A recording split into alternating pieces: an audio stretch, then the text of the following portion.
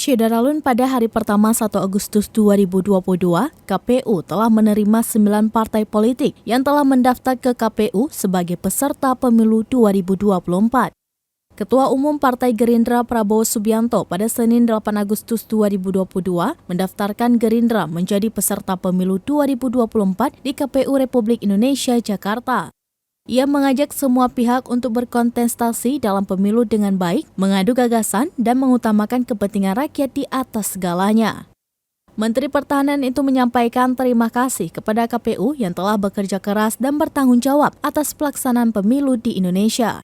Dengan demikian, segala syarat dan prosedur untuk menjadi peserta pemilu telah dipenuhi untuk menjadi peserta pemilu termasuk Partai Gerindra.